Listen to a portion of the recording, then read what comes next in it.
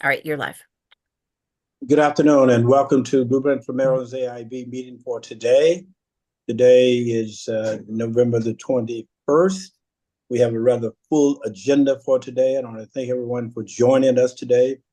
And hopefully we will get through it in rapid order. We have a number of speakers for today, so we're going to go to that in just a moment or two. But I want to, at this point in time, take the opportunity for an adoption of the minutes summary, the meeting summary for our last meeting. Is there a motion in play for the adoption of the summary? I'll move it. There's a second to the motion. Second. The moved and properly second that we adopt the summary of our last meeting. Are there any questions, comments? If not, move approval. All in favor, please indicate by saying aye. Aye. Okay. Any opposition? Hearing none, the summary is approved. Let me again thank our staff and all of those who joined us today. We have a rather full agenda as indicated before. We want to make certain that we get to everyone, so I'm not going to elaborate on a number of the other issues at this point in time, but maybe if time permits, we will discuss that a little bit later on. So at this point in time, I'm going to turn over to Ms. Heiss, our Executive Director, to guide us through the public comments. I'm not sure everyone is here, but the first one that I see is Pam Lieber from Montgomery County. Is that correct? Yeah, Correct. she's not here yet. She's not here? Correct. Okay. She's not here yet. Okay, we'll come back to her in a moment or two. What about the next person, Jackie Olson? Yes. Okay. Ms. Olson?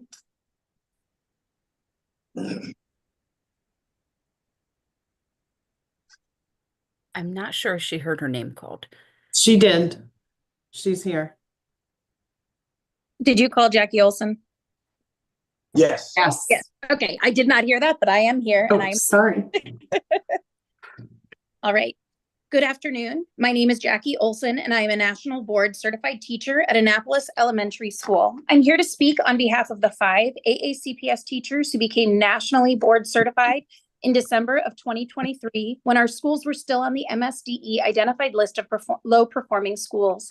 However, much to our surprise and disappointment, we were told that we were not eligible for the additional $7,000 salary enhancement we were promised because our schools were removed from that same list of low performing schools the next school year when we were set to begin receiving the NBCT salary enhancement.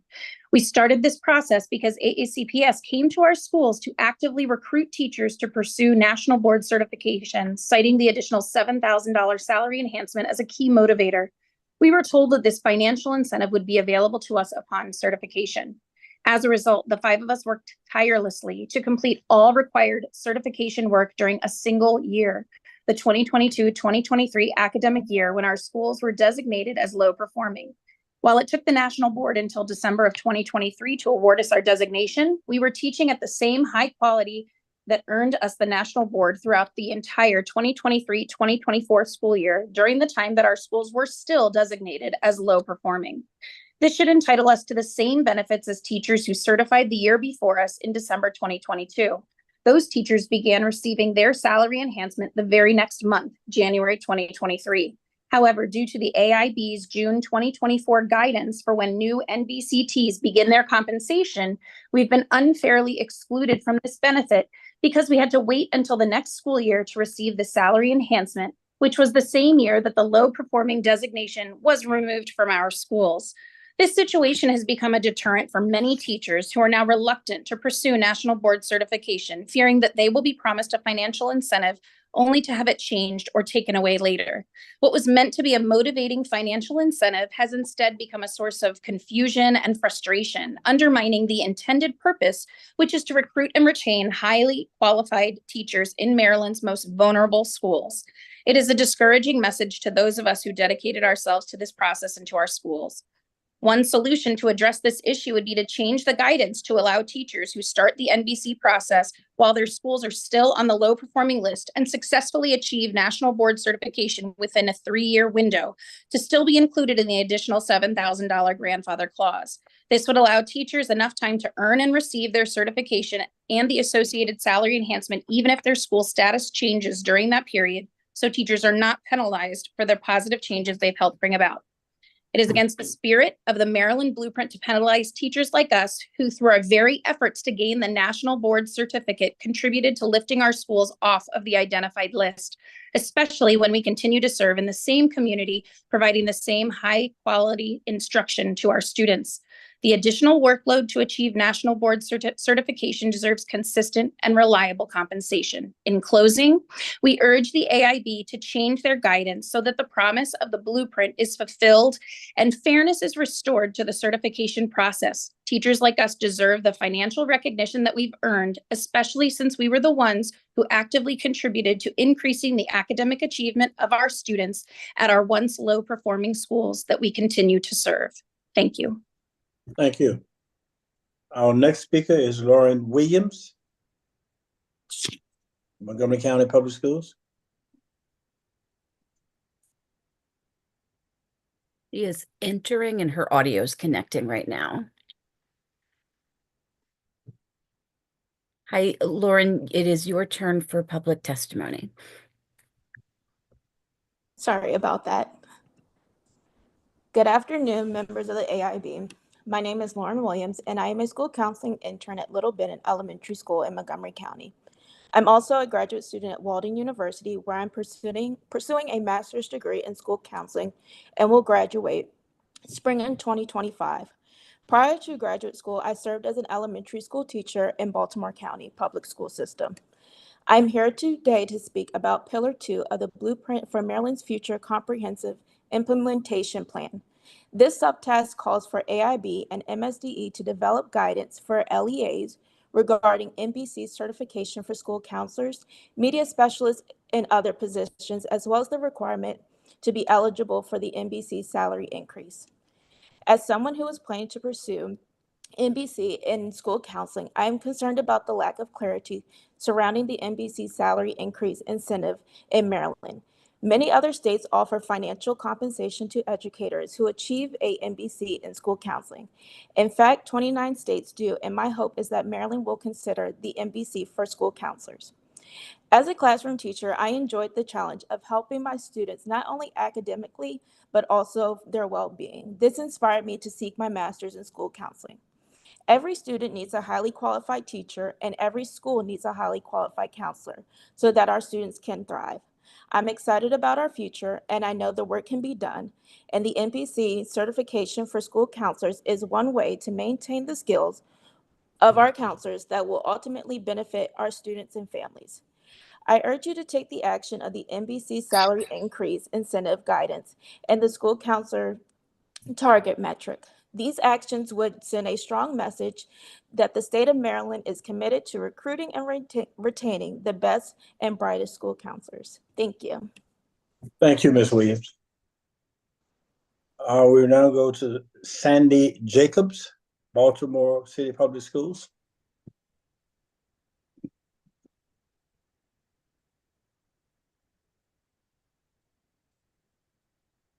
Hey, Sandy, it's your turn. Thank you. Good afternoon, everyone. Thank you for the opportunity to speak today. I'm Sandy Jacobs, the Blueprint Implementation Coordinator for Baltimore City Schools. The Blueprint for Maryland's Future represents a transformational opportunity to help ensure that districts and schools across the state have the necessary resources to meet the needs of all students and ensure that they are able to achieve to their fullest potential. The Blueprint's objective of addressing educational inequities and closing opportunity and achievement gaps across and within districts is welcomed and appreciated by Baltimore City Schools. For city schools, centering questions of educational equity in all our planning and priorities preceded the enactment of the Blueprint, and there's strong alignment between the Blueprint and city schools' district goals, structures, and programming. We're committed to successfully implementing the Blueprint and have been intentional and thoughtful in our development of all aspects of our Blueprint implementation plan. We are aware that we still have one outstanding piece of our implementation plan, the career ladder that required negotiation with the Baltimore Teachers Union. I'm here today to express directly to the members of the AIB that the delay is not the result of inattention, lack of commitment or urgency, or a failure to understand the timeline on our part. We initiated discussion of a new career ladder framework with our bargaining unit in July of 2023. We negotiated for many months, and we reached impasse in June 2024. Impasse procedures were initiated at that point, and after additional months of mediation, we've reached a tentative agreement with the BTU earlier this month. We purposely began these discussions a full year before the new career ladder was scheduled to go into effect and due for submission to the AIB because we understood the complexity and importance of the task.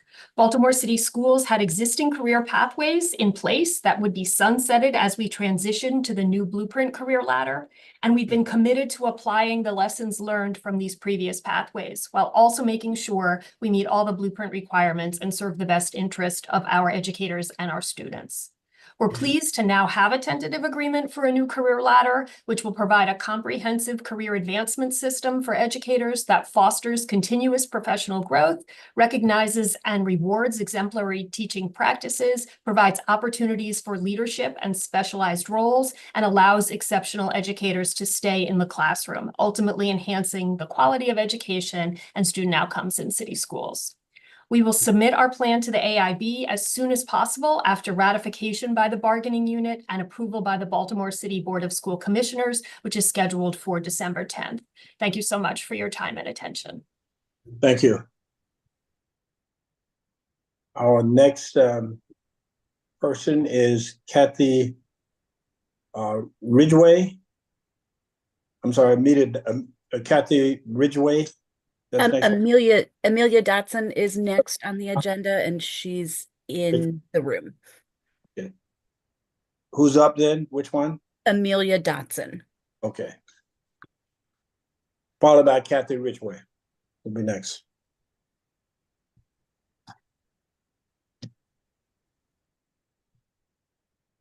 Good afternoon. First of all, thank you for the opportunity to speak today. My name is Amelia Dotson. I am a National Board Certified Teacher, NBCT, at Brooklyn Park Elementary School, BPES, in Anne Arundel County. This is my 14th year teaching in Anne Arundel County. I began teaching at BPES in August 2022, the same year my journey to become an NBCT began. At that time, BPES was on the Maryland State Department of Education Identified List of Low-Performing Schools, MSDE Identified School List, and as such, NBCTs at BPES and other MSDE identified schools were eligible for the $7,000 enhancement pay in addition to the $10,000 for being nationally board certified.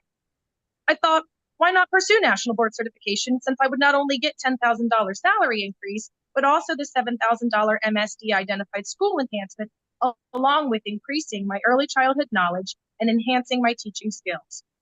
During the 22-23 school year, beginning September 2022, I tailored lesson plans and teaching activities, collected and summarized data, adjusted my school day and personal life around completing and submitting the required national board documents and videos. By the May 2023 deadline, I submitted the required NBC paperwork and took the required exams. For the next 7 months, I anxiously awaited the NBC results. On December 9th, 2023, I received results stating I achieved. I was now a national board certified teacher. I thought, wonderful, what a relief. And wow, I will be getting a $17,000 pay enhancement. Just to clarify, I teach not only because I enjoy teaching and I love my students, but also because I get paid. And in today's world and economy, the additional $17,000 pay enhancement could come in handy. Per the MSDE Career Ladder Guidance on Frequently Asked Questions from March 24th, item number 43, the question is, if a teacher who works in a low-performing school earned their NBC in December and the school is not identified as low-performing the following school year, will the teacher be eligible for the $7,000 salary increase if they continue working at that school next year? The written and posted answer is as follows. Yes, eligible teachers working in a low-performing school will receive the $7,000 salary increase even if the school is no longer low-performing, provided they continue to meet the minimum teaching requirements associated with their level of the career ladder and maintain their NBC. My understanding is that this is what would have been in effect when I became a national board certified teacher in December 2023. This is also what I understood it to be during my NBC journey. However, this is where my concern is, and I need your help. I, along with several other AACPS teachers who become national board certified in December 2023 and whose school was removed from the MSDE identified school list for the 24-25 school year, have been told we are not eligible for the $7,000 salary enhancement. This directly contradicts item number 43, question and answer from the MSDE career ladder guidance on frequently asked questions from March 2024, which states we are eligible. For the 24-25 school year, we are only receiving the $10,000 MBCT salary increase. However, based upon the information presented, we believe we are also entitled to the $7,000 enhancement, and as such, we need your help and your action to resolve this inequity. Please support our efforts for a proper and fair resolution. Thank you. Regard, Amelia Dotson, MBCT. Thank you. Kathy Ridgway, followed by Superintendent Bolson. Good afternoon, members of the AIB. I am Katie Ridgway, the proud Director of Strategic Initiatives for Hartford County Public Schools. HCPS is thrilled to be a blueprint leader in career readiness, with transformations in apprenticeships, credentialing, innovative course offerings, and revamped middle school schedules. However, our experience with the Career Counseling Pilot highlights challenges in the blueprint's design that hinder its potential. The doubling of our local workforce board's budget without supporting infrastructure has added resource-intensive bureaucracy. For example, one contract requires review by 3 different lawyers before it can proceed. Throughout this pilot, HCPS has experienced inefficiencies, slow-moving actions, and increased organizational costs.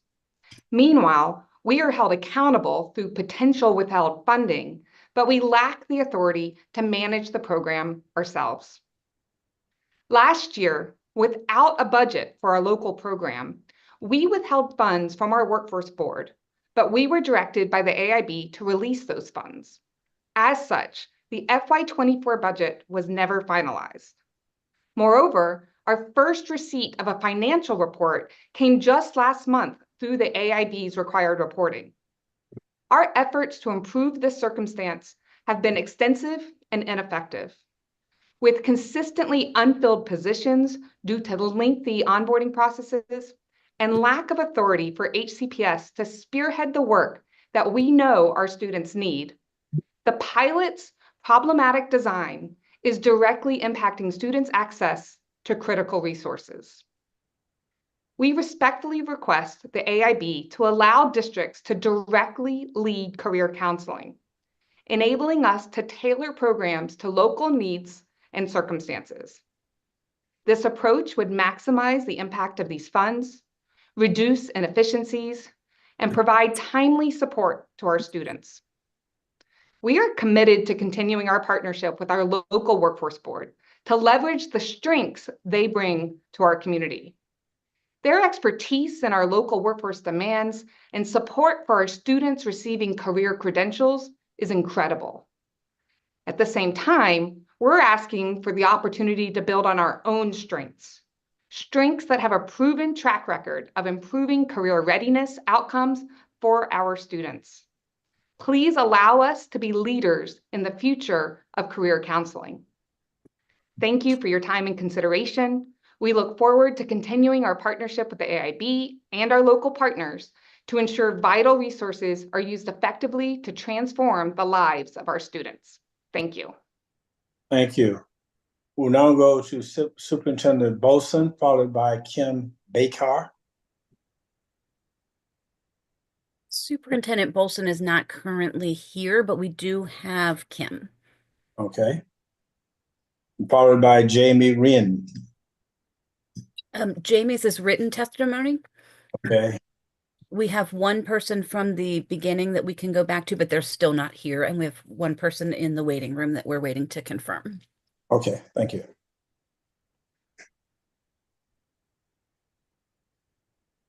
You're on mute, Ms. Besar. I'm sorry. Can you hear me now? Yes. Wonderful. Yes. Thank you. Good afternoon, Chair Leggett, Vice Chair Kerwin, and members of the Accountability and Implementation Board. My name is Kim Bykar, and I am here today to urge AIB to follow up on Task 2, Objective 4, Pillar 2, Subtask 2.4.2b of the Blueprint for Maryland's Future Comprehensive Implementation Plan. This subtask calls for the AIB and MSDE to develop guidance for LEAs regarding NBC certification for school counselors, media specialists, and other positions, as well as the requirements to be eligible for the NBC salary increases. After hearing school counselors were not receiving the salary enhancement my fellow NBCTs were receiving, I was disheartened and shocked. I made the decision to retire in 2023 as a school counselor after 40 years of service in Anne Arundel County due to this inequitable lack of salary enhancement. I achieved NBC status in school counseling in 2007 as the second counselor in the state of Maryland. I renewed certification in 2017 and have served as the lead facilitator for teachers pursuing maintenance of certification since 2018, even in my retirement. I believe strongly in the NBCT program for all educators, including school counselors. I'm strongly encouraging you to please meet with MSDE to develop guidance for school counselors and other employees to receive salary enhancement they are due for their work as NBCTs. My role as a school counselor was to serve every student K-5 on my school roster, delivering a comprehensive developmental school counseling program. Every single aspect of my job had a direct and/or indirect impact on student academic achievement and success, as every student on the school roster is a student on my roster. Every student. Most of my NBCT peers do not teach every child on the school roster, yet receive the salary enhancement. Interestingly, school counselors provide valuable data through our work that drives school improvement plans and for fellow NBCTs to use in their instruction, yet we do not receive the salary enhancement. Let me repeat that. School counselors provide valuable data through our work that drives school improvement plans and for fellow NBCTs to use, yet we do not earn the salary enhancement. Where is the equity in that? Prior to retirement, I received a stipend for being nationally board certified, but that ended as well, resulting in a reduction in pay for my final years working. I made the very difficult decision to retire before I felt ready to do so. Without the stipend or salary enhancement, there was not an incentive for me to continue my beloved career as a full-time school counselor, and was ultimately the reason for my decision to retire. At a time when the state data shows there is a dire need for school counselors, the state should be pulling out the stops to retain school counselors and recruit new ones, no matter the state's fiscal situation. This starts with the AIB and MSDE making their promise whole and developing guidance for school counselors and other employees to receive the salary enhancement they are due for their work as NBCTs. Additionally, to address recruit and retention, AIB and the Maryland State Board of Education must follow up on the school counselor target metric that was held for further consideration during the June 25th joint MSBE and AIB meeting during the discussion around the alignment of education plan metrics and proposed targets. Thank you for your time.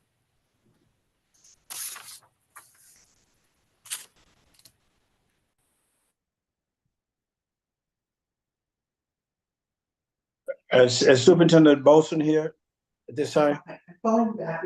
Yeah, Yes. he is. Okay, let's go and take a minute. Dr. Bolson, please. Good afternoon. Sorry, got my signals crossed there for a second. So let me jump in. Good afternoon. I'm Sean Bolson, Superintendent of Harford County Public Schools. I wanted to begin by celebrating HCPS's progress under the blueprint. The law is really yielding magnificent results. In Harford, every tier 1 4-year-old seeking full-day pre-K now has a spot in our offerings. Our teachers are benefiting from better starting salaries and the salary enhancements that are built in. We've already placed over 200 students in apprenticeships this year. Dual enrollment students are excelling. We're seeing improved pass rates, more credit attainment, lower withdrawals, fewer failures. And 100% of our students and families seeking mental health resources have received concierge level services, ensuring timely support for their needs. The Blueprint investment, along with our sort of local choices, is paying dividends as well. In grades 3 through 8, we're first in the state for growth in reading and fourth in the state for math growth over the last 2 years. Participation in career-related opportunities has significantly improved for traditionally underserved groups. And community schools are outpacing less impacted schools in advancing student achievement. Unfortunately, I think these hard-won gains are really now at risk. For the past 3 years, the critical federal funding has masked what I consider miscalculations of the real cost of implementing so much of the work. And also, while the Blueprint aimed to advance innovation, I think some of the overly prescriptive elements within it did more to stifle innovation than inspire it. And what I would say is, as a counterpoint to that, Maryland Leaves, the grant that we used federal funds for, allowed us to innovate and address shortfalls in ways that created a better environment for innovation. And I think in some cases we yielded greater results. And so with these federal funds expiring, among other fiscal realities, HCPS currently faces an estimated $60 million shortfall for FY25. This challenge is not entirely due to the Blueprint, but the structures of the Blueprint and the requirements, I think, have exacerbated our financial constraints. So to close this gap, we're going to have to consider cuts that will directly impact some of the results we've worked so hard to achieve. We may need to restrict dual enrollment to only CCR students, despite evidence that we've made great strides in getting kids engaged in those opportunities who never had been there before. And I'm concerned that really some of the progress we're seeing in Hartford, it feels like it's built a bit of on a house of cards. And I'm worried that will start coming down if we pull away some of these resources. So I really want to not just inform, kind of share our experiences, but also ask for your engagement. Like you, we've been grappling with this work for 3 years, and we have learned so much. While my goal is to do everything we possibly can to protect the gains we've made, I think in the entire state, we're going to need to be grappling with conversations about increased costs and slowing revenue. And I know you've obviously probably heard that many times. I think it's time for the adjustments to be made to the Blueprint before we start losing ground. But we need a deep conversation about lessons learned that yields significant changes to the how of the Blueprint without retreating in any way from the goals we've aspired to deliver for the students. So on that note, I just thank you all for your partnership, your dedication to the work, and everything that you've done to advance student achievement in our state. Thank you. Thank you, Superintendent. Appreciate your comments. Thank you. Can we go back now to Pam Lieber? Is she here? Pam is not here. Okay. Is there any other person in the waiting room? Not that registered to provide comment. Okay. All right, thank you.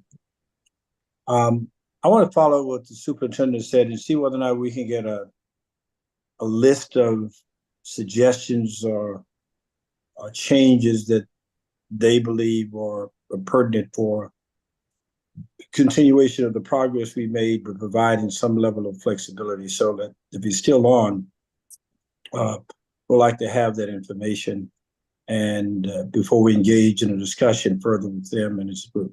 Okay? I'm not sure he's still on, but hopefully we can do that. I'm here. Okay. Thank you. I don't think there'd be any surprises in there, but I guess what I would say, I might actually ask you to kind of hold for a bit. So PZAM is preparing essentially a legislative platform, and I think the superintendents are still working to kind of refine that. Okay. Our target date was December 5th for, changes we've been considering. And so we have a little more to go. And, so I think we had a plan to have a conversation that day and really share more of that. So Okay. without going too deeply into the expectations, but we have had. I think there's been a lot of conversations.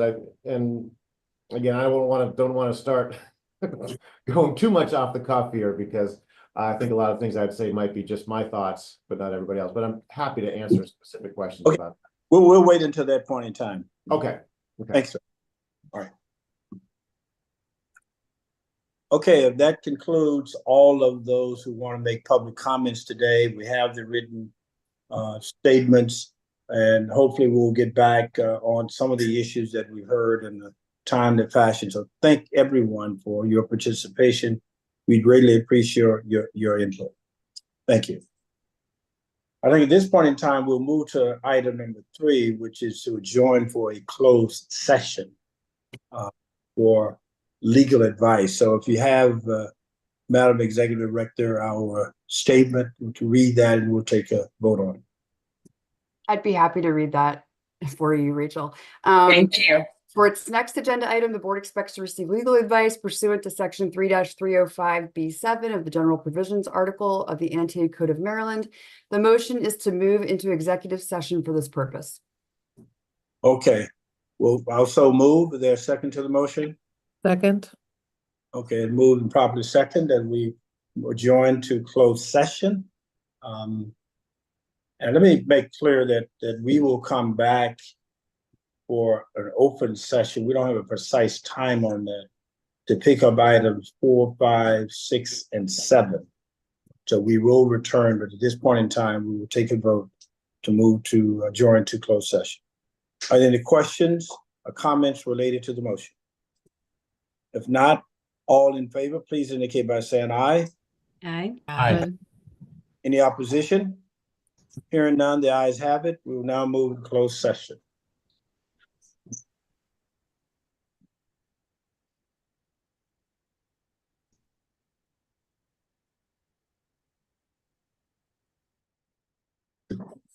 Could you warn this again for me, sweetheart?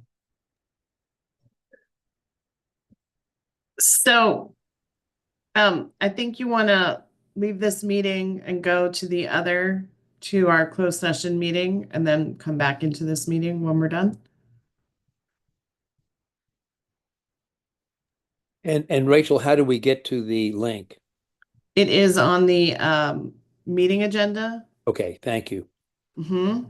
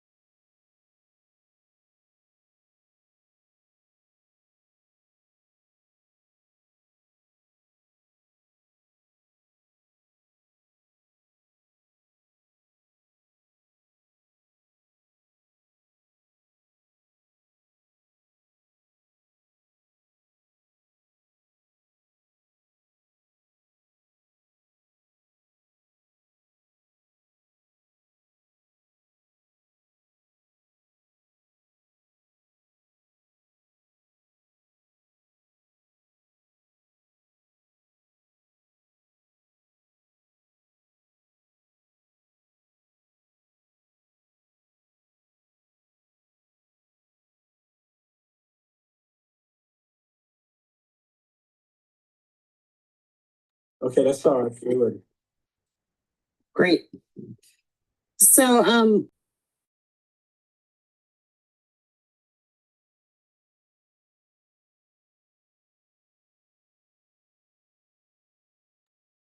for sure.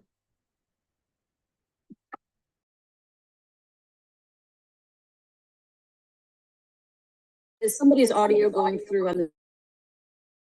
What's wrong with I can't stay in the, it keeps.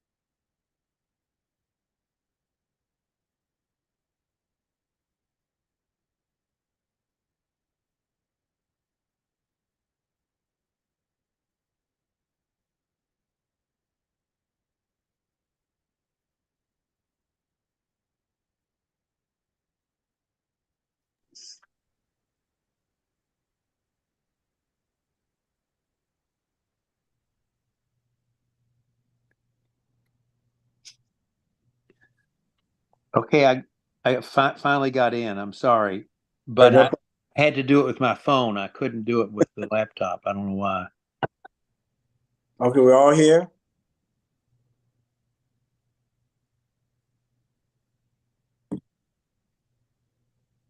Is anyone else here? Yes, everyone. Okay. All right, we're going now to item number 4.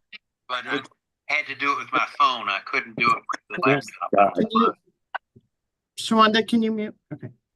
Sorry about that. Okay, we're going to item number 4, I think it is. Yes. So we are We are back in public session and all members are present. And item 4 on the agenda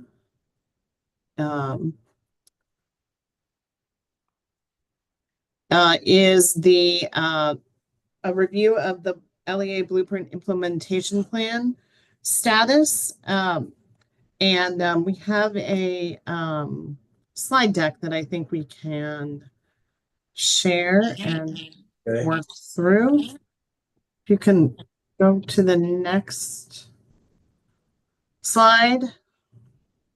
So as a reminder, there are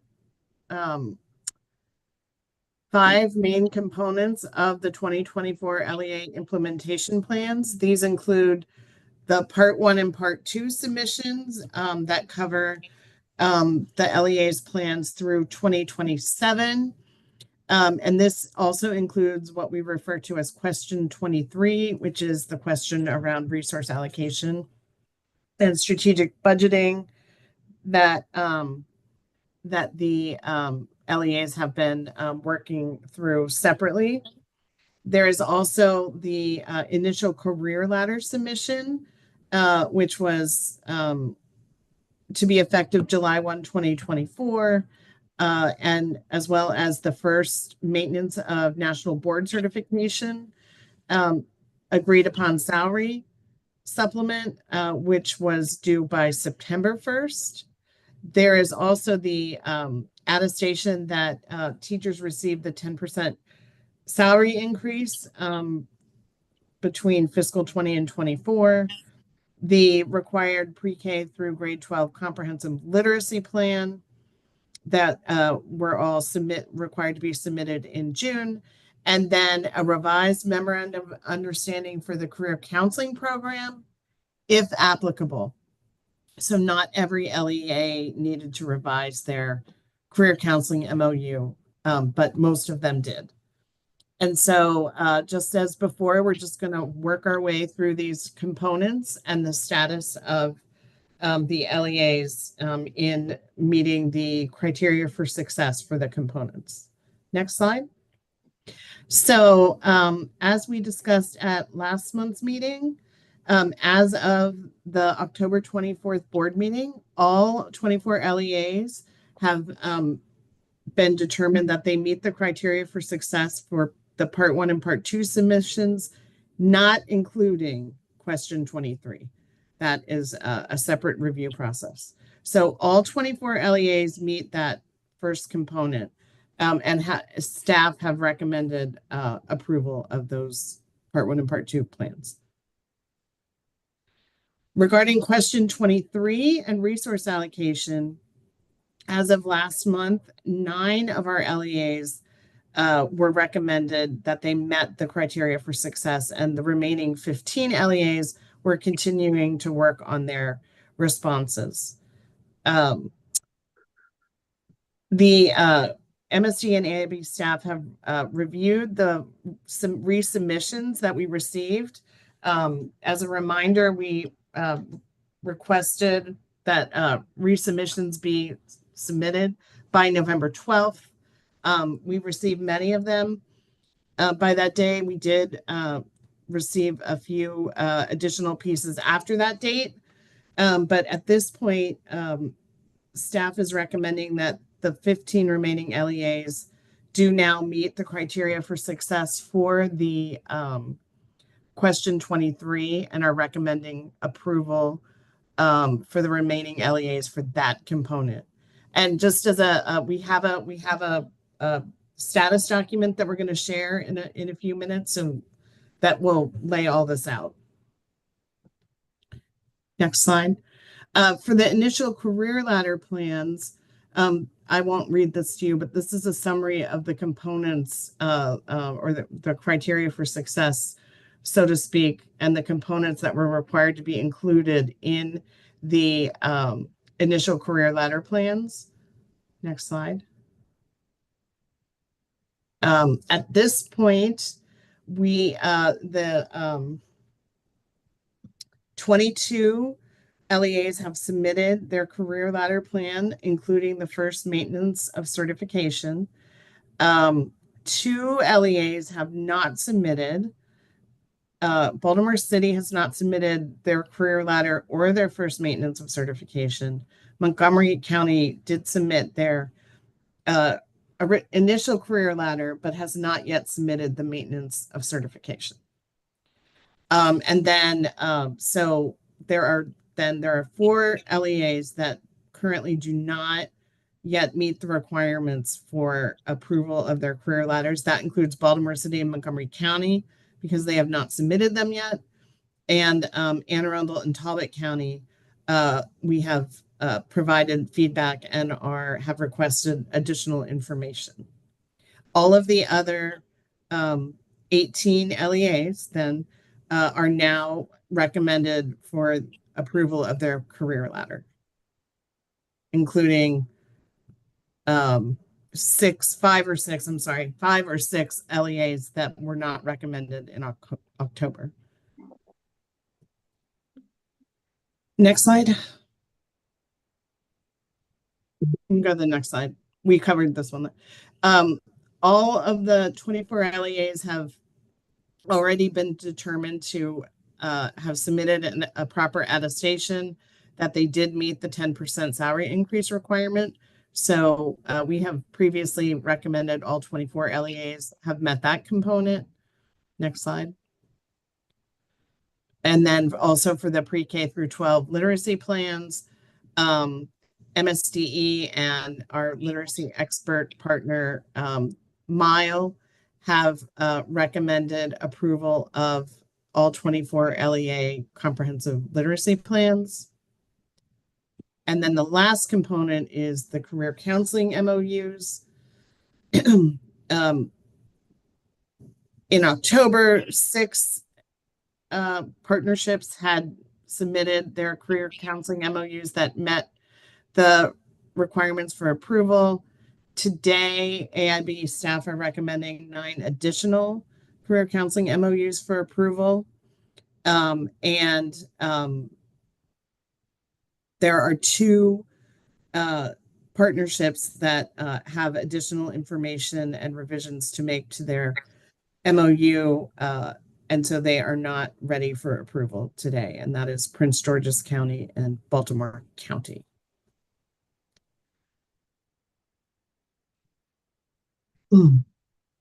This is just a summary of the process that we've been following as we've been reviewing plans and bringing them forward to the board for with the recommendation of approval.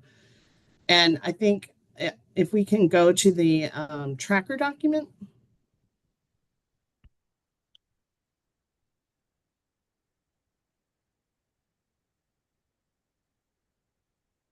Thank you.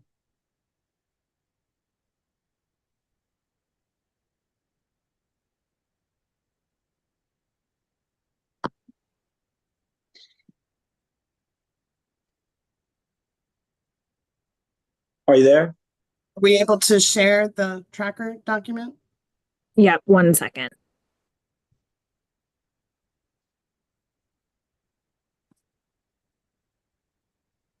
It is for everyone watching.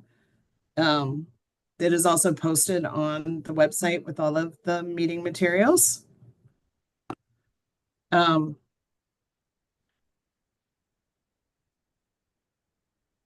Rachel, while we're waiting for it to be pulled up, I do want to just take a minute to thank you and your staff for all of this work, because I think what we miss is that, you know, you gave some timelines in there that I think are easy to move past. Is like people were submitting November 12th and later, which is really a very, very quick turnaround time to completely analyze information, to continue ongoing conversations, to get to a point. So I know your staff has been working around the clock to get as far as we can possibly get to get these things submitted and approved. And so I really do want to thank your team for the work that you've done to get us as far as we've gotten. Yeah, I also wanted to echo this too, because I think one thing that the public maybe doesn't see is, you know, this is thousands of pages of documents that are being gone through, and it's not just a cursory overview. You're going through and reading it for substance and for content, and making sure that plans are actionable. And just hats off to the entire team for going through and the seriousness and the comprehensiveness of which you've gone through and reviewed all these documents. And thank you, Joe and Jennifer, board members, board member Mako and board member Lynch, and the entire board concurs. Thank you so much, all of you. I do appreciate it. And on behalf of our small but mighty staff, we have been working very long hours and trying to really make sure that whatever, to the degree possible, that we were able to bring forward as many LEAs as possible for board consideration of approval today. We understand how hard the LEAs are working on their plans and responding to our questions and requests for information, and we want to honor that work as well. But thank you. Okay, so we have the tracker up. I know might be a little bit small, but essentially this has a column. The first column is whether or not an LEA is recommended for full approval of their plan, their 2024 plan, which means that they have a check mark in every column or an NA when it comes to career counseling. And so you can see the districts that have a check mark in the first column, and then you can see for those that do not have a check mark in the first column, what is missing. So last month we had 2 LEAs that met the criteria for success for full approval. And this month we have an additional 15 LEAs that are now recommended for full approval by the board. Could I ask a question on the check marks? The missing piece when it says not submitted, what does that mean? Nothing at all? So for Baltimore City, for their career ladder, they have not yet submitted any of their career ladder. And so they have not submitted in 2 columns, the career ladder column and the maintenance of certification column. And then Montgomery County did submit their initial career ladder, but has not yet submitted the first maintenance of certification, which was a required component of the 2024 plans. So those are the components that have not been submitted by any LEAs. So that would be Baltimore City and Montgomery County. As we characterize the number with the 2 that we had last time and 15, so it'll be 17 in total that's recommended for approval. That leaves how many left? 7. 7. 2 of those seem to be in a different category here, and 5 are probably still needing something sufficiently. So I think at some point we need to provide some clarity and direction that we should go. Again, let me thank all of those who responded, all of those we worked with, especially our staff and the jurisdictions, the local coordinators. This is an awful lot of work, but we do have to make certain that we abide by the terms and conditions in our statute to make sure that we get compliance in a timely fashion. But we also try to work very carefully with all of the jurisdictions to make sure that we are as responsive and responsible as possible to get to a positive outcome for everyone in terms of compliance. Unfortunately, there are some that still are not at that level, and some are close to it. And so we need to, at this point in time, consistent with our statutory requirements, make some distinctions here. So at a point in time, I'm not sure we're ready yet, Madam, but beg the rec need to entertain a motion and have discussion around that motion for approval and or one is appropriate in some, and our continued process of working with some, give them a little bit more time where that is feasible. Yes, thank you. So Arshia, if we can go back to the slide deck. Perfect. So this is just a summary of the 15 additional LEAs that are now recommended for board approval. And if you would like, we do have a motion prepared. Okay. Why don't you read that out and depending on if it clear from the language, I may move that, but why don't you read it and make sure I got it all in front of me.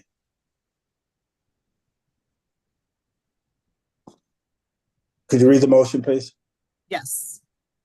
The motion reads, after careful consideration of the recommendations of the AIB staff and Maryland State Department of Education, and based on the board's own independent review of all documents provided by the LEAs, the motion is for the board to approve the 2024 Blueprint for Maryland's Future Implementation Plan submitted by the following LEAs and to authorize release of the fiscal year 2025 Blueprint funds that are automatically withheld by law.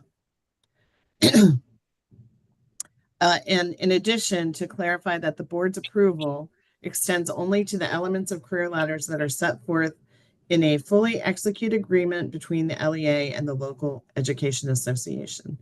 And I will now read the 15 LEAs: Allegheny, Calvert, Caroline, Carroll, Cecil, Charles, Dorchester, Frederick, Hartford, Kent, Queen Anne's, Somerset, Washington, Wycomico, and Worcester.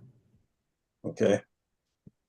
I'm going to move that we approve the aforementioned counties for FY25 Blueprint funds. I'll second. Okay, been moved in second that the counties of 15 approved. Then a question or discussion reference to the 15. Hearing none. All in favor of the motion, please indicate by saying aye. Aye. Aye. Any opposition? Hearing none, the 15. Now we have 7 more that are out there. Let's go deal with those 7. Yes. So the next slide is a summary of the 7 district LEAs that have some component of their plan that has either not been submitted, which is Baltimore City and Montgomery County, or staff has provided feedback and requested more information, and we're working through that process. Okay. And those are? Anne Arundel. So just to, let me back up. So for the 2 that have not submitted a component of the plan, that would be Baltimore City for their career ladder and Montgomery County for the first maintenance and certification of their career ladder. And then in addition, we have 5 districts that are still responding to feedback and questions related to their submissions. And that includes Anne Arundel County regarding their career ladder, Baltimore County regarding their career counseling MOU, Howard County regarding their career counseling MOU, Prince George's County regarding their career counseling MOU, and Talbot County regarding their career ladder. Okay. What I would recommend, because we got 2 different categories here, is that for Montgomery and Baltimore, we provide an appropriate warning for them for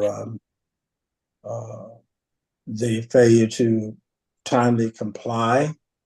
And I would move that we provide the warning, which is due by December the 1st, that is place them on notice that that process has commenced, and that we anticipate at some point throughout this next few weeks or month that they will ultimately rectify the situation. But according to our legal statutes, we have to get a warning, and I will move that we provide an appropriate warning both to Montgomery County and Baltimore City.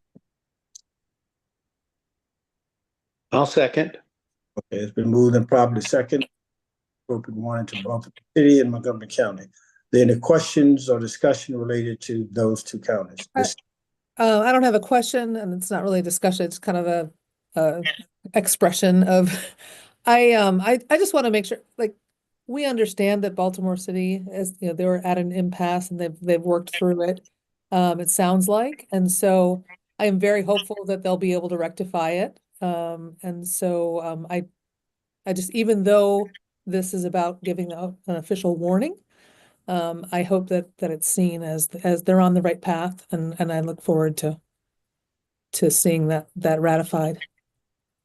Just to add to that, I've especially appreciated the representative from Baltimore City coming to the AIB to provide us the status. That was informative and helpful. Okay. Mr. Chair, sure.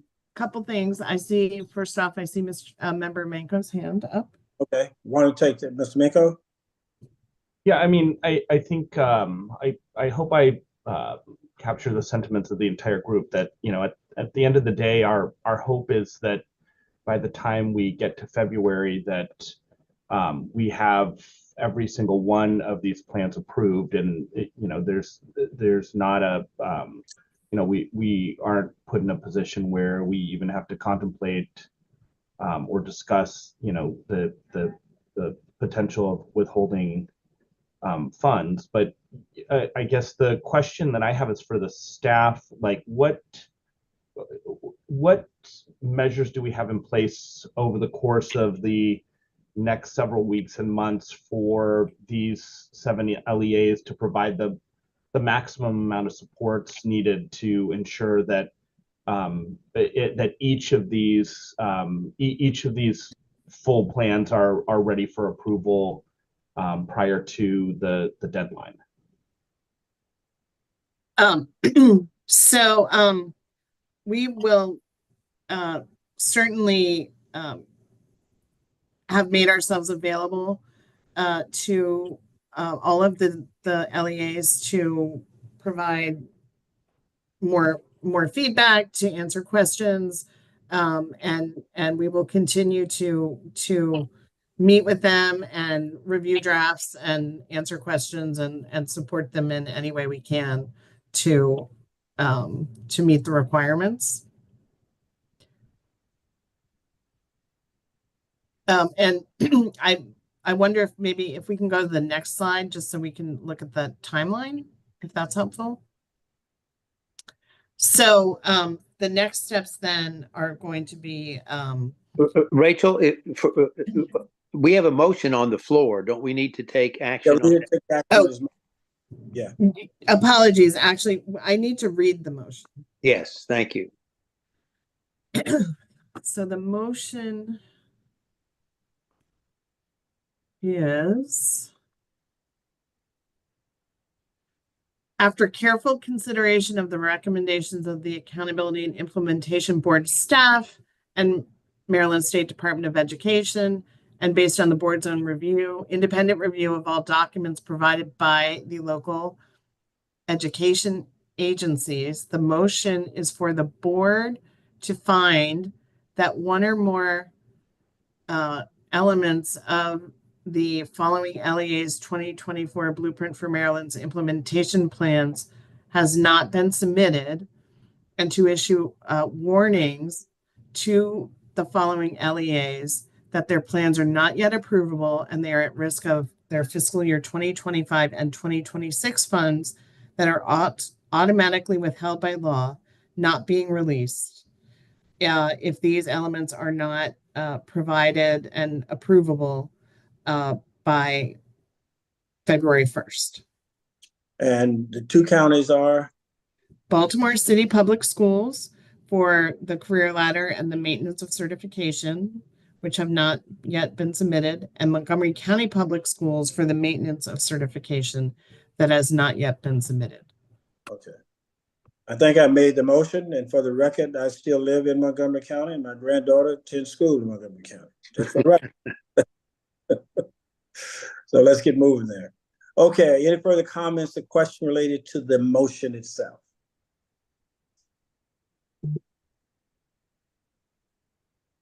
Okay, seeing and hearing none, we'll now move to approve or disapprove the motion. All in favor, please indicate by saying aye. Aye.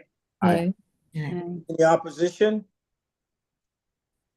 No abstentions? All the ayes have it. The motion is so approved. There are 5 that we still have to deal with, Madam Executive Director. Thank you. So for the other 5 LEAs that we, if you want to just go back a slide for a minute. So that would be Anne Arundel, Baltimore County, Howard County, Prince George's, and Talbot. We will continue to work with them, as I was saying to Member Manco, just to ensure that our feedback is clear, that they understand what additional information has been requested, and to provide any additional support in being able to respond to those requests. For Baltimore City and Montgomery County, of course, we'll be waiting for their submission, and then we'll be able to review. Earlier in the meeting, Baltimore City indicated that they will submit as soon as the board approves, which I think is scheduled for December 10th. And I would also like to share that I did receive a response from Montgomery County Superintendent that they are still in discussions, but that they anticipate being able to submit the first maintenance of certification in early December. So hopefully we will receive both of those before the next board meeting. Next slide. Okay. For all 7 LEAs, we do have a process and deadlines for consideration of approval. So the next deadline will be December 11th. And that is the date when from the 7 LEAs, if they are able to submit their resubmissions by that date, or before, ideally, so that AIB staff has an opportunity to review them and hopefully make a recommendation of approval at the board's December 19th meeting. Then in January, we have set a deadline of January 16th for any remaining resubmissions.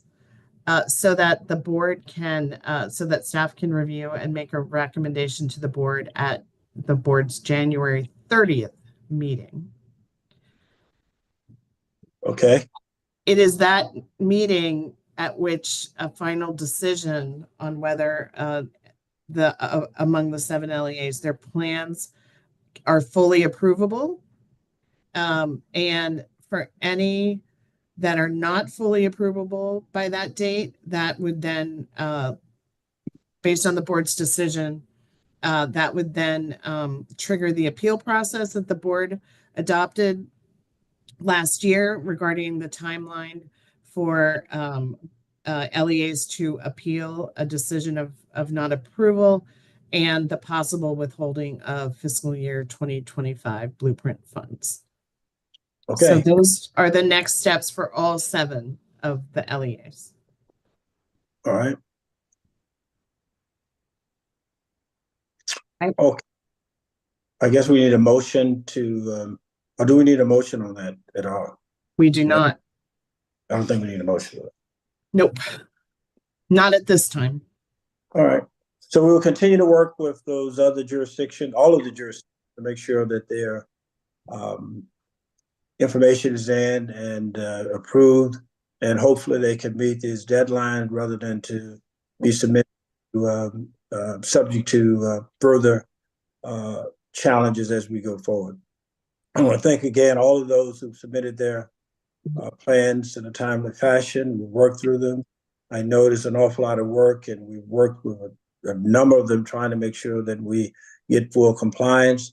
This gives a little bit more time for some to work through it, but we anticipate and hope that all of them will have resolved by the time these dates are before us, so that we can still take action to, okay? Thank you. Thank you. If we're ready to move on to the next agenda item, Yes, we are.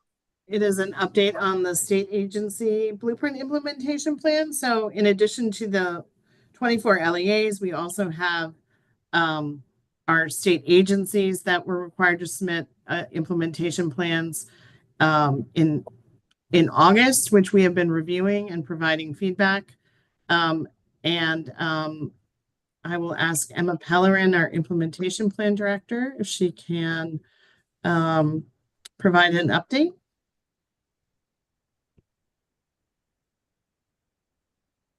Yes, happy to. Sorry. Just as Rachel was saying, or I'm sorry, Executive Director Hess was saying, the plans were submitted to the AIB, 4 of them in August, and the Juvenile Services Education Program plan was submitted recently on November 13th. And AIB staff since then have been reviewing the plans that were submitted in August, and that were due on August 15th. Against the criteria for success. We've completed our reviews of these plans and are working with agency staff now on revisions to these plans based off of the reviews against the criteria for success. So we provided feedback and requests for revisions. We have met with or are meeting with agency staff to discuss these revisions and to provide general feedback on the submissions and discuss next steps, which includes similar to last year, providing updates to their submissions in response to these requests for revisions. We are currently working on reviewing JSEP's plan. Again, that was submitted just recently. So we will be providing any necessary requests for revisions and feedback to their agency staff as well, similar to the other agencies. So we'll continue to work on that feedback, those requests for revisions, and providing the support needed to do all this in a timely manner and to answer any questions that agency staff have as they're making these revisions. Emma, can I ask when we did get that updated the plan? When we got the updated plan for JSEP? I'm sorry, for JSEP, did you say? On November 13th. Thank you.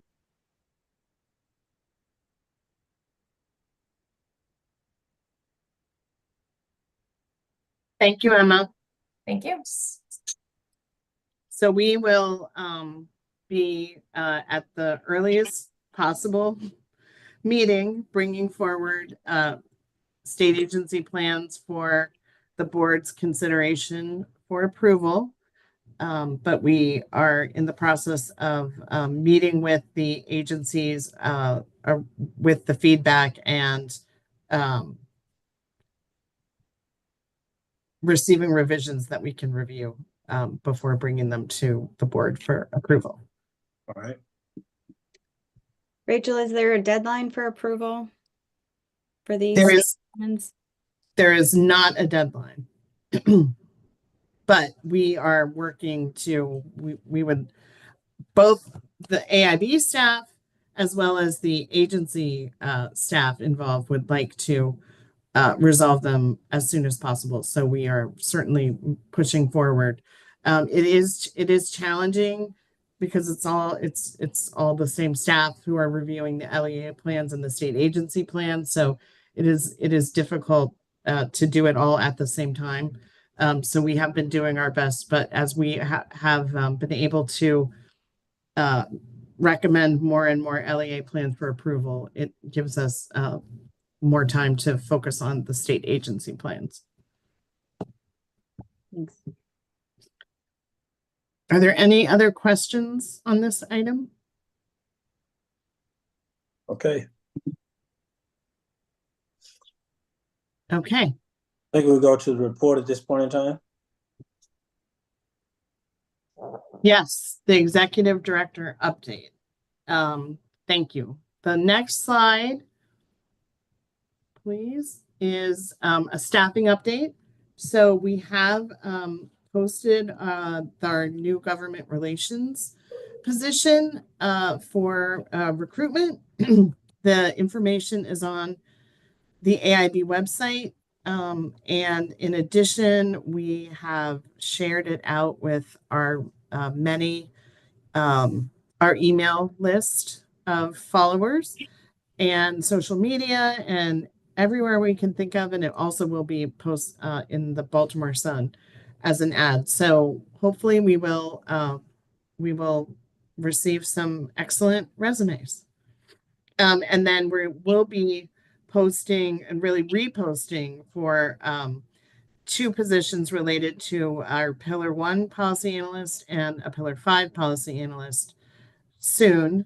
And then after that, we will focus on the fiscal administrator position, which is a new position as well. Executive Director Heiss, how many more positions do we have to fill? This is it. Okay. We do right now have a contractual serving in our Pillar 3 policy analyst position. So at some point we will want to fill that permanently. And then we also do have the accountability director position, which is we're in the process of actually reclassifying that before we fill that position. Okay. So there is still, I apologize, there is still, in addition to these, there is the accountability director position.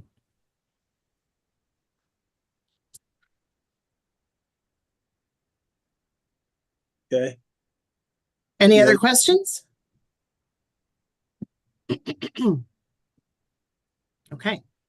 Next slide is a technical assistance update. And on the finance side, there really is not too much new information.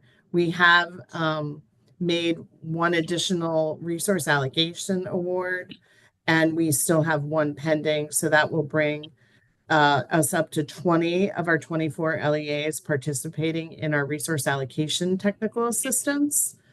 And I would like to ask, if we can go to the next slide, Rachel Amstutz, our policy director, to provide an update on the technical assistance grant work, as well as Alexandra Vernon, our finance director, specifically regarding resource allocation.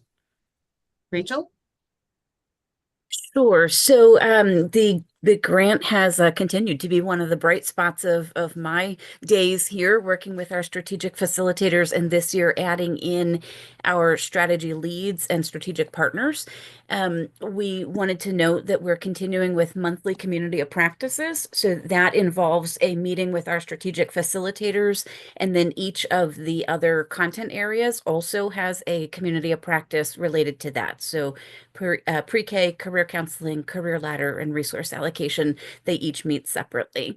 In addition, we do host office hours to support the more technical side of the work and to allow opportunities for those partnering with us to get questions about invoicing and submitting reports. Some of the highlights, these strategic facilitators and all of our strategy partners and leads have been very busy with their work with our counties this year. We wanted to highlight just a few. If you had unlimited time, I'd be able to tell you about all kinds of stuff happening around the state. But right now, kind of pertinent to some of the work that we're doing right now, we have a strategic facilitator who is also assigned to the CTE committee, and that is Latifa Durant. She is helping us with career counseling in many areas around the state. So you heard today that it's tough work to stand up this partnership and this new program within the county with 3 different agencies that are working to do that. And sometimes we just need a little bit of extra support. And so myself and Gretchen Cheney on our team, we have been able to lean in, but Latifa has a lot more background and expertise with this. And so we've been able to partner her with several districts, and we're increasing that through our grant to be able to support them. And she really has been instrumental in helping smooth the process and to help further the work and reach agreements and move that work along. So we've seen some really good things with that, and we're getting good reports back about that as well. We also wanted to mention the strategy leads that are new this year. So the 4 more content area groups. Today, we wanted to feature 2 of them and just mention that the career ladder work, we have Amy Morton, who is leading that work. And it's really been timely and fabulous. So Amy has engaged in very similar work like career ladders in other states like Pennsylvania, and has been able to help us refocus on the why of career ladders, that it's really not synonymous with a salary scale. That the true intent of a career ladder is to look at teacher autonomy and teacher leadership and how we rethink and reprofessionalize the profession. And so Amy has been hosting the monthly community of practices, and she's been instrumental in helping support and the thinking around the guidance and what's coming with Career Ladder the rest of this year and moving into next year, what will need to be submitted next year. So her work, both as a strategy partner and then partnering with some of the LEAs that opted to work with her, has been really, really beneficial in opening those conversations. So that's what I wanted to share with you, just that the grant is still well underway and is still really very much appreciated from what I hear from our partners in the LEAs. If there's any questions, I'm happy to take them, or I can pass it to Alex for the resource allocation piece. Okay. Alex, why don't you go ahead and then we'll see if there are any questions. Okay. Problem. Thank you so much. So the strategic budgeting and resource allocation technical assistance grant has already made a great impact with LEAs, just as the strategic facilitators also. Our team of resource allocation partners have a shared vision and deep understanding of education transformation, and we're really proud of the work that they've done so far. To date, our partners have worked with their LEAs to develop specific project plans and outline the technical assistance aligned with blueprint implementation, assisted LEAs in collecting and analyzing financial reporting, provided tremendous support to the LEAs in their question 23 responses, including developing multi-year forecasting tools, providing allocation strategies, and doing some really deep analysis to assist in developing funding estimates. In fact, several LEAs even reached out and commended their efforts, and are genuinely appreciative of their expertise and support in this process as well. And then aside from the initial support, some partners have already started to develop or make improvements to staffing models and are making recommendations for improvements in planning next year's budget also. And then finally, one of the most important elements of this transformation has been to strengthen the communication between LEAs and county leadership.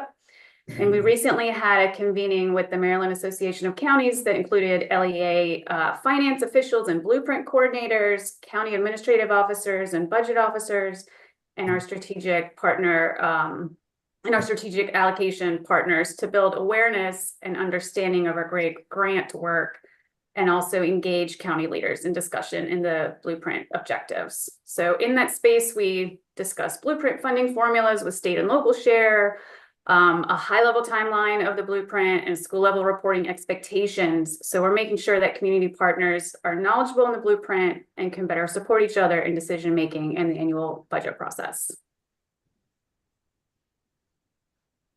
Great, thank you, Alex. And I may have missed this, but we do have another convening coming up in early December with where we're bringing together our strategic partners with the LEAs that they're working with, the 20 LEAs that they're working with, as well as their counterparts in their county administrative officer and county budget officer, to have some more structured conversations and sort of problem solving.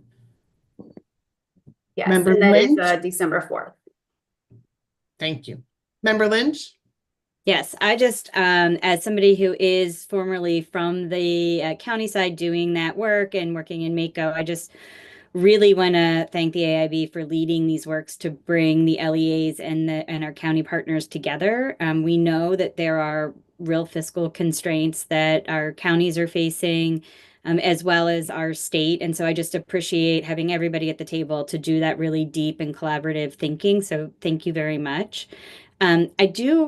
I am sort of wondering if there's an opportunity to address sort of the elephant of the room, which is state funding. And we continue to hear about state funding budget shortfalls. And there seems to be a lot of confusion about the funding formulas or the funding streams, I guess I should say, for the blueprint. And I wonder if it isn't just worth like a 1-minute overview of where that funding comes from. I'm happy to do that, and let me attempt it, and then you can maybe follow up with questions if I'm not covering what you're thinking about. So the Blueprint for Maryland's Future is currently funded 100% from special funds, which are in the Blueprint for Maryland's Future Fund. The revenues are a combination of different dedicated revenues that were new revenue streams that the General Assembly dedicated to the Blueprint Special Fund in order to pay for at least a portion of the cost of implementing the blueprint. And so the formulas, the increases in the funding formulas that are associated with the blueprint law are currently being covered solely by the special fund and not by the general fund. Did you want me to say more? I guess the question is, and I think, and the reason that I'm asking is because this is something that I think probably not just me as a board member, but a lot of board members are sort of fielding questions about if we're facing a budget shortfall, why not just take some blueprint funds and reallocate them to the operating budget? And so that's, I think, what, sort of what we're hearing is questions about, will cutting the blueprint really help our current budget deficit? And so I don't know that you have the ability to answer those questions, but if there is a clear answer, I think it's something that the public is certainly asking.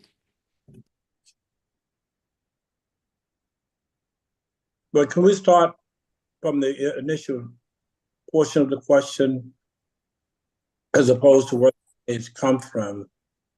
The question that I think I and probably most of us have heard most recently been associated with whether or not there will be any significant cutbacks or reductions to the blueprint effort.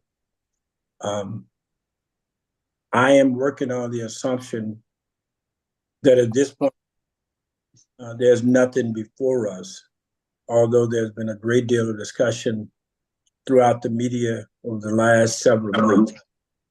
The governor has indicated steadfast support for the blueprint.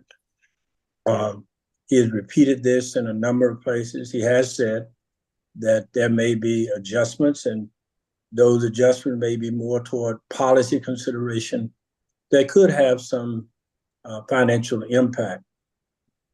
Hopefully, we will have an opportunity to work or continue to work with him to explore those things. And if there's something for us to come back to the board with to say, here are some suggestions or an approach that has been made, this is something that the board would have to consider.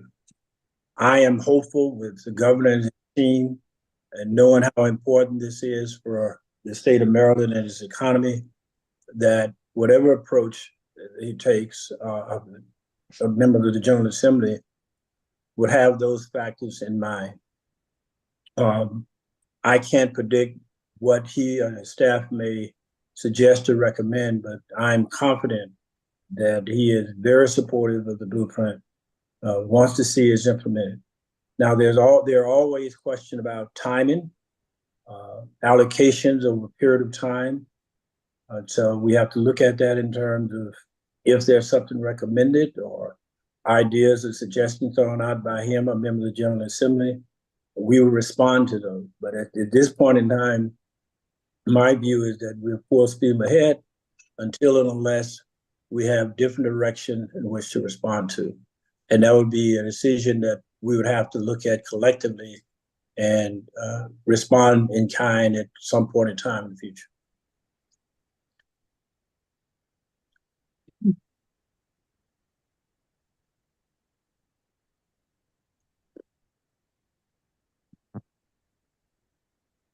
Thank you for your question. Any other comments or questions about budget allocation, resources? But what I just said could apply to virtually any segment of the budget in the entire state. Because given the shortfalls that we looked at the other day and the comments from members of the General Assembly, what I've just described in terms of approach is that the entire state budget could be subject to in terms of a review of.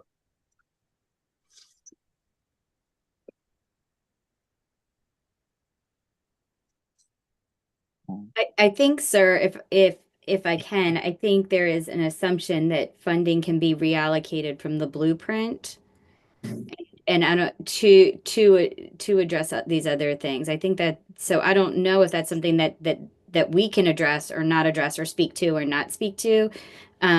If there's an opportunity for some public information sharing, it may be helpful, but it may not be for us to have those budget conversations. Not, I think at some point we may have that discussion. Although it's in a special fund, nothing is absolute. So put it that way. Maybe harder, difficult, but nothing is absolute. Thank you.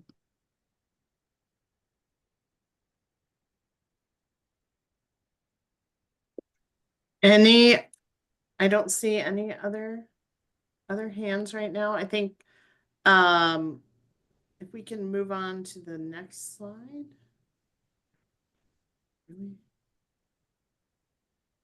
Great.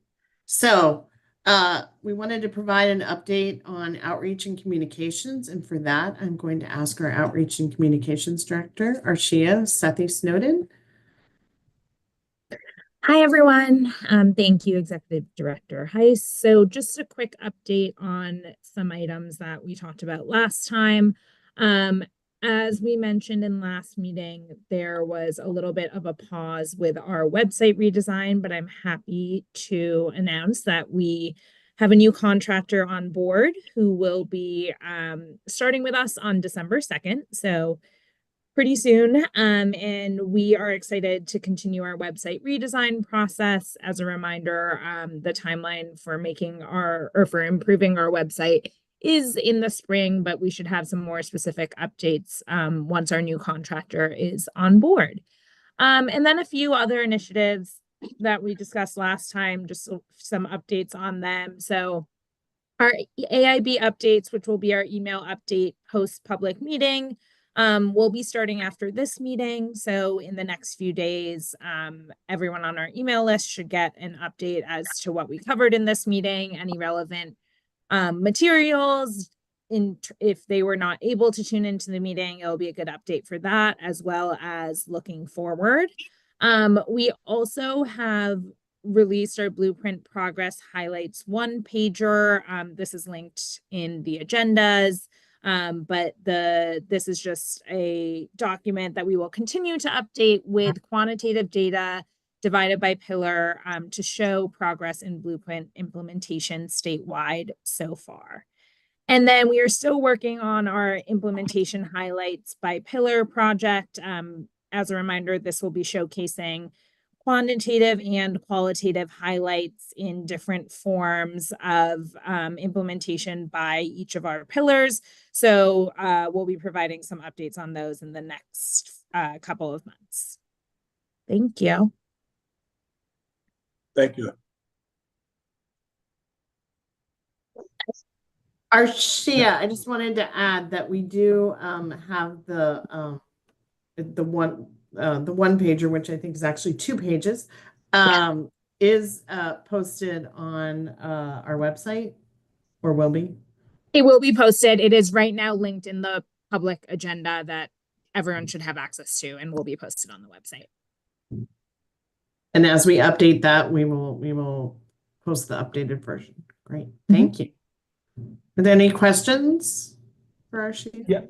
Yeah, I just wanted to give a shout out for putting together this one pager, really the 2-pager of the progress highlights, because it's something that I've been asking for a bit now, just so that the public has a sense of the progress that we're making in through the blueprint. And we're still pretty early on in implementation, but if you go through and read through some of the highlights from this one pager, you can see the benefits that are coming throughout the state, through the blueprint. And just commend the team for really diving into these numbers and putting this this document together, and then looking forward to continued development and progress as we add additional metrics and we continue to track the growth on some of these really critical measures that you are surfacing. Thank you so much, Member Manko. And as you and Executive Director Heiss highlighted, this is a starting point. We will be continuing to add. There is a lot more to highlight and more data out there as well, but this is where we are starting for what's been happening so far. So I appreciate that. Thank you. Thank you. Next slide. So we just wanted to provide an update on the interim evaluation. So proposals were due on November 19th, and we are beginning to the process to review the submissions, and are still aiming for bringing recommended award to the board at the December 19th meeting.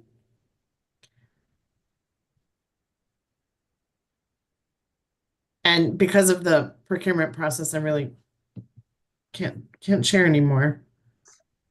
Rachel, are you able to share how many responses we got? If you can't, I understand. What I can say is that we received at least one. Okay, thank you.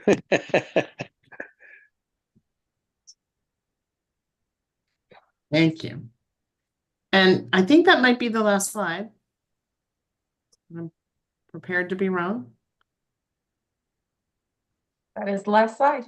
All right. So Mr. Chair, that completes the agenda. Let me thank our board members for your patience today on a number of very important issues and some matters related to how we would resolve challenges with the local LEAs. It's a challenge to some degree to respect the hard work of our staff, but also those coordinators and all the people around the state have been working diligently to make certain that we comply with the law and maintain the spirit of improving the educational outcomes for our kids. As indicated when we first started this, everything is not going to run quite as smoothly. There are bumps along the way, and we have to adjust and to reflect on those as we go forward. So if we continue to maintain that spirit, I'm confident that we can get through all of those challenges.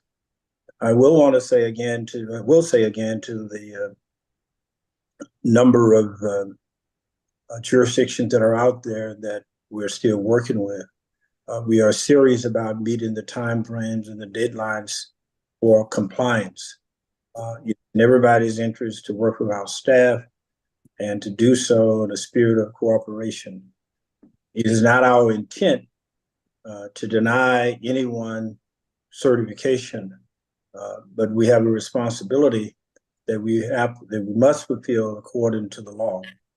And our staff needs to be respected in their work and their attempts to get everyone to comply.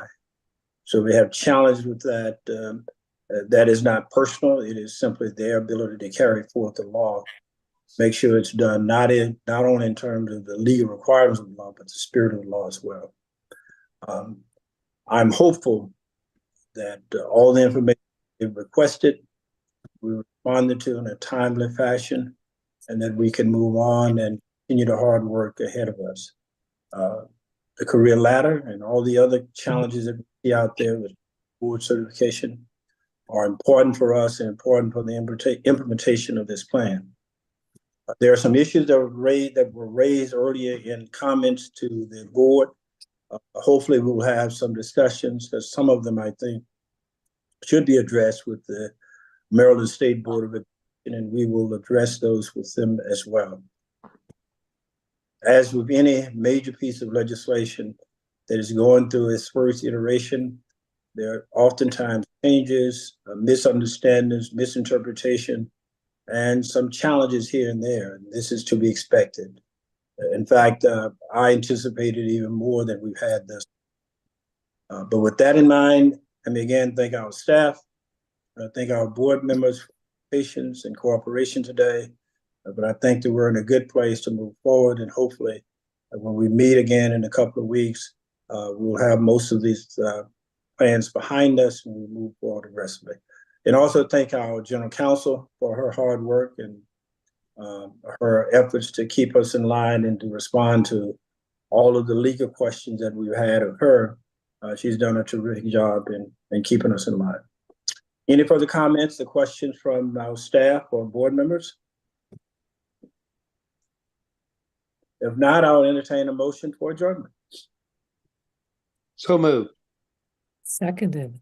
Been moved and properly second for adjournment. And any question related? Well, all in favor, please indicate by saying aye. Aye. Aye. Opposition? Hearing none, we are adjourned. Thank you.